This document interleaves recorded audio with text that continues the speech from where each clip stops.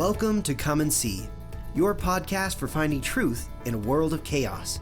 Brought to you by All for Jesus Living Waters Ministry. With host and founder Richard Case and co-host and retreat leader Kathy Ricconi. Join us every weekday at this time to discuss news, spend time in the Word, and receive answers to your personal questions about living life in God's truth. And now your host, Richard Case.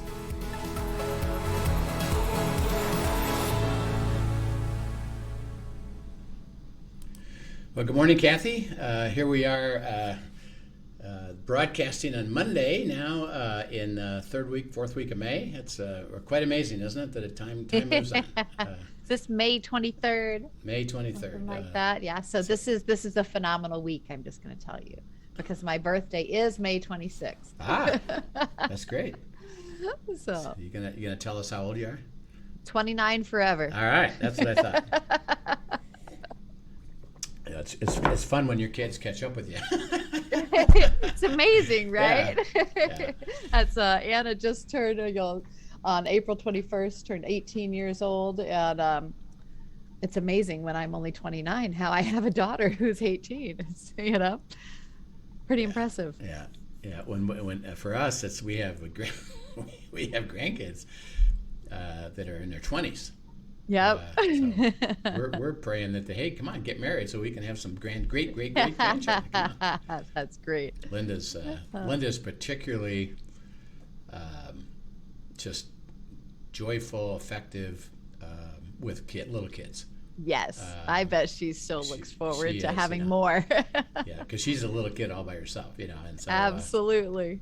She has a great time. Yeah, I'm not gonna lie. I look forward to the grandbaby stage. Yeah. It's gonna be a lot of fun. Yeah, it's fun now that they're older and going into college or been in college and getting careers, and it's pretty fun to see all that and be part of their life and absolutely and see all the investment that was made as youngsters to follow and learn to follow God. It's really a privilege to see, we talk about obedience and covenant, is that when you see your grandchildren at young ages really learn the joy of that, and that it's based on truth, and they're not afraid of that.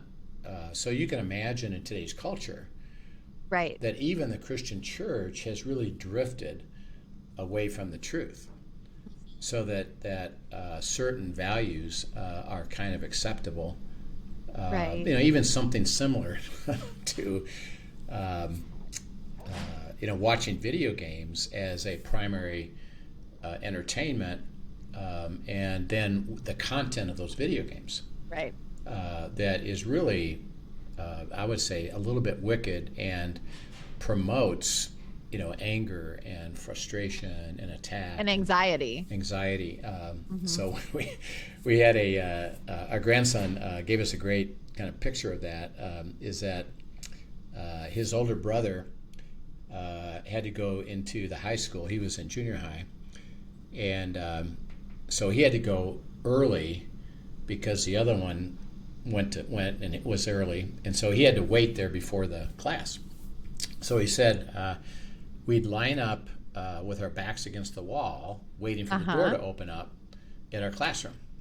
So he's there, and he says, I look right, I look left. There's probably 7, 8 kids. Every single one of them is watching a video game. And he said, Opa is German for Grandpa and Grandma. If you knew what they were watching, you would be shocked. And they're sitting in a Christian school. Right. Right. And so my question, was, well, why aren't you doing it? He said because God has asked me not to do it. Why? Well, because he wants my heart to be joyful and to walk with him, and he's given me understanding about that, and I'm okay with it, even though my buddies are saying, "What's wrong with you?" And I tell them, nothing's wrong with me. Actually, I'm walking with God. Why aren't you? So yeah. So he's learned. It's fun, when they've learned the beauty of obedience, Not out of duty or I have to or I'm going to give up something that's really going to be difficult. It's like, no, there wasn't any concern on his heart of, well, I really wish I could, but I can't, or I feel like I'm missing out. I'm missing or, out, and my friends are unhappy with me. And he just said, no, no problem for me. I'm following what God has asked me to do. And so it's really an example of really what we've been talking about with obedience, that it's following into the beauty of God's life, and he needs us to walk with him by definition, because we don't know, and if we did it ourselves, we'd go to the wrong place. Right. And he says, I actually know. So it's good. You can trust me. It's good. It's best and none better. Come on. And so as we talk about this, he actually gives us a pretty cool set of verses that kind of lays it out of the beauty of the imitation of this. So go to Deuteronomy 30, verses 9 through 20. Deuteronomy 30, 9 through 20. Remember that we've been talking about the covenant. Deuteronomy 28 is the fine print of the covenant. Deuteronomy 30 is to, first of all, the first piece of it says, remember, if you tend to walk away from me, he said, it's not going to go well for you, but if you come back after it's not going well for you, I'll restore it all. I'll restore. And you can trust me. And again, he says, which we'll see here, he says, it's better if you don't walk away. But if you do, come on back and I'll restore it all. So it's really a really cool statement. Okay, so then he says, now let me try to help you understand the choice that you have to make. So Deuteronomy 30, 9 to 20. Sure. The Lord your God will make you abound in all the work of your hand, and in the fruit of your body, and the increase of your livestock, and in the produce of your land for good. For the Lord will again rejoice over you for good, as he rejoiced over your fathers, if you obey the voice of the Lord your God, to keep his commandments and his statutes, which are written in the book of the law, and if you turn to the Lord your God with all your heart and with all your soul. For this commandment which I command you today is not too mysterious for you, nor is it far off. It's not in heaven that you should say, who will ascend into heaven for us and bring it to us, that we may hear it and do it. Nor is it beyond the sea that you should say, who will go over the sea for us and bring it to us, that we may hear and do it. But the word is very near you, in your mouth and in your heart, that you may do it. See, I have set before you today life and good, death and evil, in that I command you to love the Lord your God, to walk in his ways, to keep his commandments, his statutes, and his judgments, that you may live and multiply. And the Lord your God will bless you in the land which you go to possess. But if your heart turns away so that you do not hear, and are drawn away and worship other gods and serve them, I announce to you today that you shall surely perish, and you shall not prolong your days in the land which you cross over the Jordan to go in and possess. I call heaven and earth as witnesses today against you, that I have set before you life and death, blessing and cursing. Therefore choose life, that both you and your descendants may live, that you may love the Lord your God, that you may obey his voice, and that you may cling to him, for he is your life and your length of days, and that you may dwell in the land which the Lord swore to your fathers, to Abraham, Isaac, and Jacob, to give them. Yeah. So he, he starts out and says, well, the key is that you hear and follow.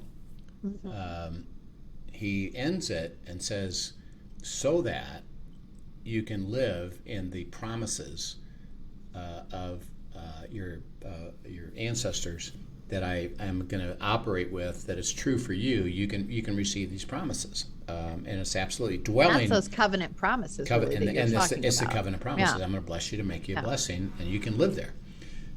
So then he says, okay, now first of all, he says it's not that difficult. You don't need what? What does he say? You don't need somebody to go figure it out for you. Yeah. You have the Holy Spirit in you, and he can speak to you and tell you. Yeah, and think about, and this is where the words really matter. You don't need somebody to go get it so that you can hear and obey. Right. Okay, now if somebody else is bringing it to you, who are you hearing and obeying? Them. The other party. Yeah. See, it's even deeper than you don't need anybody. It's that if you're doing that way, you're actually not following me, you're following somebody else who, by the way, is laying on their law to you, which isn't going to work because they're coming at it from their own perspective. And you think if they can tell me what to do. So like, for example, which I think is one of the reasons why religions around the world are so popular, that they willingly follow it because it's easy. Right. Great. Somebody else is doing the hard work. Somebody and else just tell me what I need to do. tells me what to do, and I'll try to do it. Even if I struggle doing it, I'm going to give it a whack. And they say that if I do it, I'll get success. So he says you don't need somebody super religious that can get it for you. He said the reason is obedience is really between who?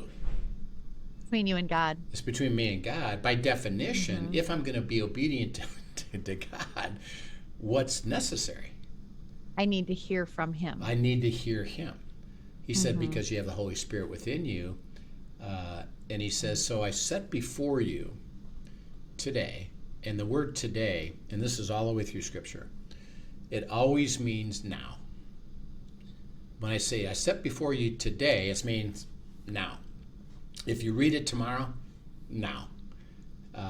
It's always now. So Right. I set before you now. Whatever you're doing, facing, having, where are you today, right now? I set before you when? All the time. Life or death, blessing or cursing. And so because of it, it's a choice. And since I set it before you, who has to make that choice? You do. Yeah, I do. Yeah, I do. Okay, so a couple things about it. One, does that mean he forces it on us? No, it's a choice. No. Does that mean that if I've chosen, should I believe, well, maybe I'm going to be unlucky and God's going to curse me anyway? No, you want to believe what he's saying. Yeah. You've chosen Yeah. it, and he is faithful to what he promised. So it isn't that everything that happens is God's will, because it's based upon my choice. And it doesn't mean if I choose that I'm going to wind up miserable. Because if that was true, and again, look at both sides of that, which is why people struggle. I'm a follower of Christ. My life is miserable. I thought God was in control, and everything that happens is God's will, but it ain't good. So therefore, God ain't that good. Right. Or something's wrong with me. Or I think I've been faithful, I thought, and it doesn't seem to be good, so I guess he's no good. I'm unlucky. No, he says, I set before you life or death, blessing or cursing. And the key, which he stated all through this, is to hear and follow. Hear and follow. And then he describes it. He says it's really not that complicated. He said the way that it looks, which is in verse 20, is cling to me. Okay, now think of that word. That's a great picture, right? Think of that word. What does that look like when he says, well, just cling to me? He said what it really means, the choice is really just stay with me. Yeah, I think you shared an illustration of this that I think is probably one of the most effective I've seen before. Of that, as a parent, as a mom, I can picture this, and it just is ingrained in my head. But how a toddler, when you're walking along sometimes, will literally grab hold of your leg, and you're doing the monster walk, you're walking and they're going right with you every step of the way because they're holding tight, just gripping for dear life on that leg. And that is that picture of clinging. And then when we are clinging to him, we can't help but go where he's going. That's it. And I love that picture because it's relatable to me. Yeah. So I'm just staying with you by holding on to you, and see this is important. Who's doing the walking? Interesting enough, it's him. He's the one walking forward. And by the way, it's a path. Remember, it's a path, not a destination. He's walking forward on the path. And here's this interesting thing. Religion is about everybody operate the same. And if you do the same things, you'll get success. That's religion. Right. and everybody needs to do everything the same way.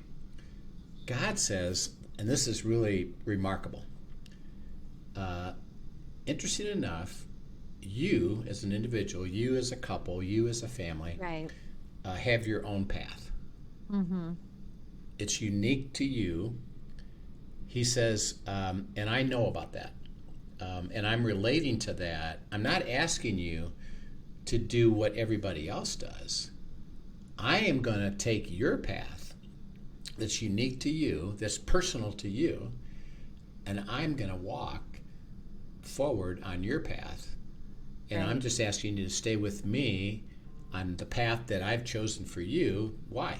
Because I'm gonna deliver it on your path, and it's beyond us. And Like, that's going to be a fruitful path. Yeah. That's where we want to be. yeah, I mean, so how does that work? Wait a minute, how does God do that for you? How does that do that for me? And we're in completely different paths. And He does that for millions and billions of people. It's like, Yeah. It's funny. You bring up this is a side note. We'll use this as a question at some point on the podcast. But one of my ladies the other day was talking about how she's younger in her faith. And she's like, every now and then I get in my own head and I sit there and I think, okay, so I get that He hears me. I recognize that. And I recognize that He speaks to me. And, we've got this back and forth. But then I stop and I think, how can He do that for everybody? right. How can He do that for everybody? And what you're talking about, I think, brings up that same question. Okay, Rich, yes, intellectually, I can go there with you. And then I step back and I think, but how can He do that for everybody? Right. So that may be a fun topic to talk through. Yeah, it will be. That's part of our difficulty is that we tend, and we'll get into this sometime in detail, but we tend to think, yeah, He's up there and He's overseeing the whole. Right. But personal Right. interaction, not really. And we don't fully understand the power of Emmanuel, God with us, of the Right. Holy Spirit residing in us, Right. in each of us. Right. Yeah. Right.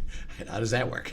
So Right. Right. So yeah, these are important questions, and He says, well, He says, I'm gonna walk you on your path, and the key is you stay with me, because now it's my path for you,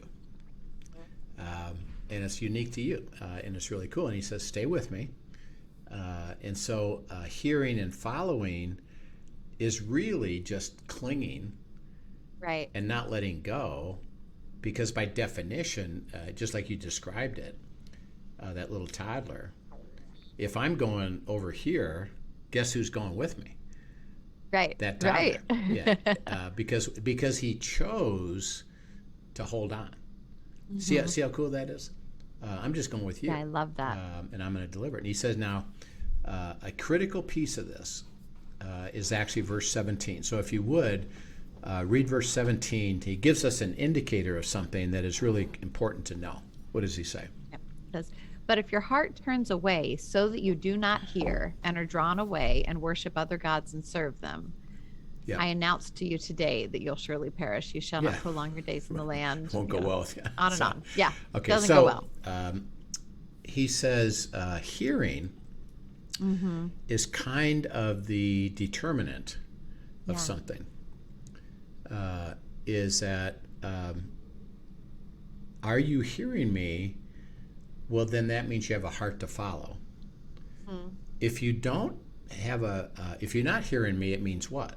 Your heart has done what? He says in verse 17. Yeah. Has turned away. It's turned away because you, in a sense, walked away and you've rejected the choice set before me. Right. And I basically said, I know better. Right. And then you stop hearing God. So, like, and this is funny, and I get this a lot. We talk about abiding, we talk about walking, we talk about hearing from God, and people say, "Well, God's silent, or I'm not hearing Him, or He hasn't talked to me in a while." And I say, "Well, actually, the issue is yours, not His. By definition, you've drawn away. Your Right. heart, for whatever reason, has decided that either I want, I'm upset, I need, I'm trying to, I should, but I've walked away and I'm not hearing, because God's always speaking. No problem with that. It means that there's a disconnect, and you got to reconnect. So come on back, re-engage to the hearing part, because think about again how it's set up. You obey what you hear. What you hear. Okay. If you can't hear, Mm-hmm. there's no shot at obedience. Right. Because you can't. You don't even know what to obey. Now you can take the word and say, I should obey this. And God says, well, you're doing that on your. Interesting enough, even that, which again we talked this morning with Ken Blanchard's group, is then you've made it law. And by the way, you can't do it, and you're going to get frustrated because you can't fulfill this on your own. And even though you think it's a good thing, you can't do it. Like for example, Galatians 5, which we were into this morning. The fruit of the Spirit is love, joy, peace, patience, kindness, gentleness, self-control. Okay, he said it's kind of important to know the word, fruit. Right. It's a result. Well, you say, all right, I'm not very patient. I'm going to go become more patient. I'm going to work hard at being patient. I got to get better at being patient. I'm lousy at patience. I. What's going to happen to you? It's not going to go well. You're going to get less patient. Yeah. You're going to get discouraged, and you're going to say, basically, I guess this is it. I guess this is the best I can be.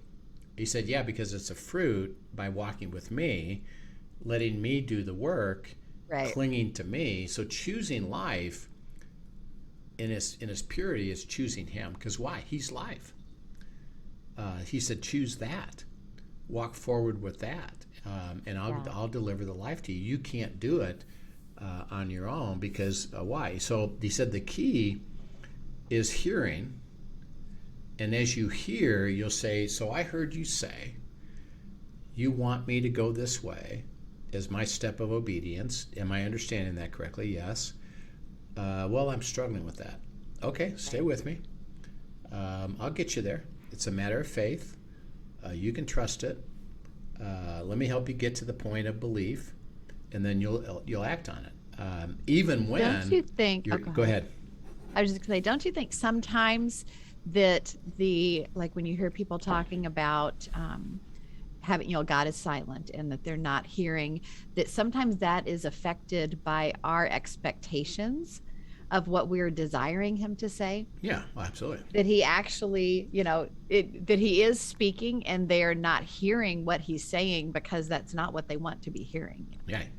Because and what they're expecting him to say or answer in one way, yet he's saying, this is what I want to speak to you right now, and I've got layers to accomplish before we even get to answering that. Right. Yeah. So, and I think that happens. I know I've seen that in myself before. I'm checking my spirit of, okay, back up.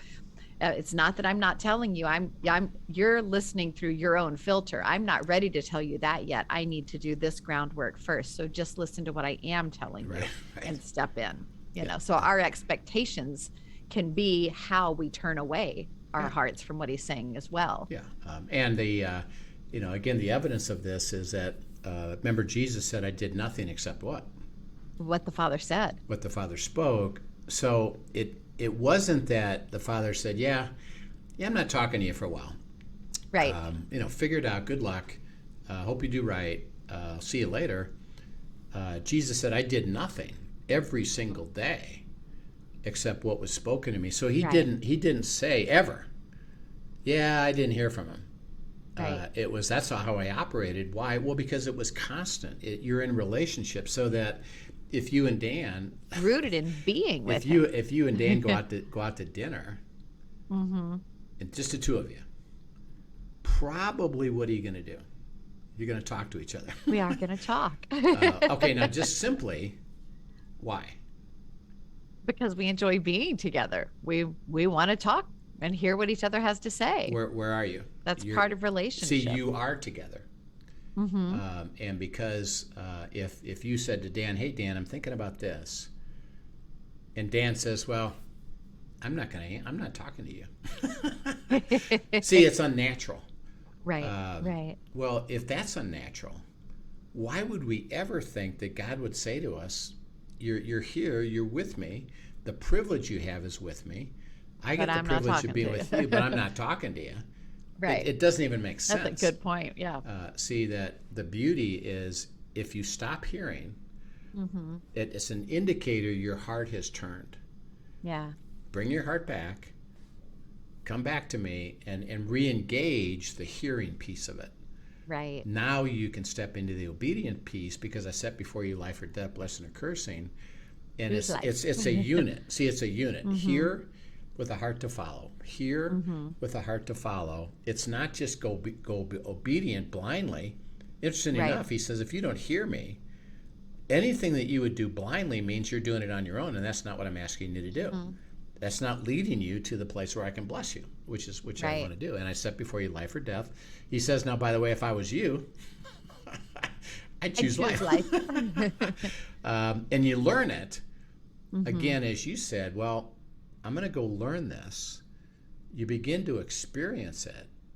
It's like, wow, this is cool. I think I'll keep doing this. Yeah. And the more you do it, the more beauty that you see. And you see it's a beautiful life of freedom and joy and peace.